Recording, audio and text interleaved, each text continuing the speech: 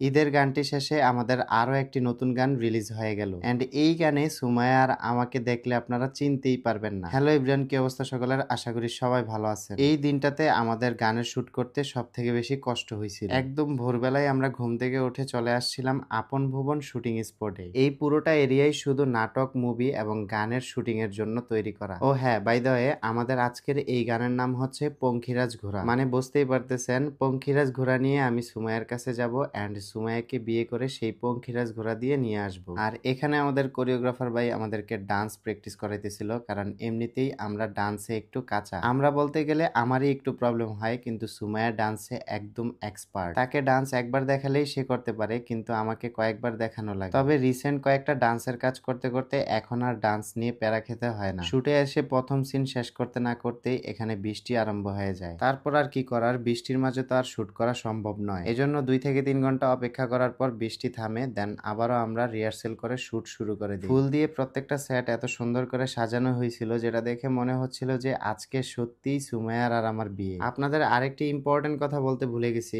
আমাদের এই পঙ্খিরাজ ঘোড়া গানটি কিন্তু অলরেডি ইউটিউবে অনেকদিন আগেই রিলিজ হয়ে গেছে। গানটি পাবেন আইকে মিউজিক স্টেশন ইউটিউব চ্যানেলে। যারা গানটি এখনো শোনেন নাই তাড়াতাড়ি গিয়ে ইউটিউব থেকে গিয়ে শুনে আসেন। এখানে আকাশের অবস্থা দেখে বুঝতেই পারতেছেন যে আমাদের এই গানটা করতে বৃষ্টি নিয়ে কতটা যুদ্ধ করতে হয়েছে। একটু পরপরই বৃষ্টি চলে আসে, একটু পরপরই প্যাক আপ করতে হয়, আবার একটু শুট করি, দেন আবারও বৃষ্টি চলে আসে। এরকম করতে করতে 4টা সিনের মধ্যে আমরা সারাদিন ধরে শুধুমাত্র 2টা সিন কাটি। যে জায়গায় আমাদের বিকালের মধ্যে সবকিছু প্যাক আপ করে বাসায় চলে যাওয়ার কথা ছিল, সে জায়গায় সারাদিনে আমরা মাত্র 2টা সিন করছি। তাই বাকি 2টা সিন আমাদের রাতেই করতে হয়। রাতের সিনগুলোতে আমাদের লোক কিন্তু আরো অনেক বেশি সুন্দর ছিল। সুমাইয়া বউ সাজে এবং আমি শেরওয়ানি পরে সুমাইয়ার কাছে আসি। আমাদের বিয়ের সময় আমার জামাই সাজার সৌভাগ্যটা না হলেও কিন্তু এই মিউজিক ভিডিওর কারণে আমার জামাই সাজার সেই সৌভাগ্যটা হয়। আমাকে এই শেরওয়ানিটা পরে উপর দিয়ে যতটা হাসি খুশি মনে হচ্ছে, ভিতর দিয়ে কিন্তু আমি একদমই জলে পুড়ে শেষ হয়ে যাচ্ছি। অনেকেই ভাবে হয়তোবা একটা মিউজিক ভিডিও আমরা খুব ইজিলি করে ফেলি, কিন্তু একটা মিউজিক ভিডিও করার পিছনে যে কতটা পরিশ্রম আর কতটা কষ্ট করতে হয় সেটা আপনারা এই বিহাইন্ড দ্য স্ক্রিনের ভিডিওগুলো দেখলেই বুঝতে পারবেন। এজন্যই আমাদের মিউজিক ভিডিওর প্রত্যেকটা বিহাইন্ড দ্য স্ক্রিন আপনাদের কাছে শেয়ার করি। এই গানটা দেখলে আপনারা মোটামুটি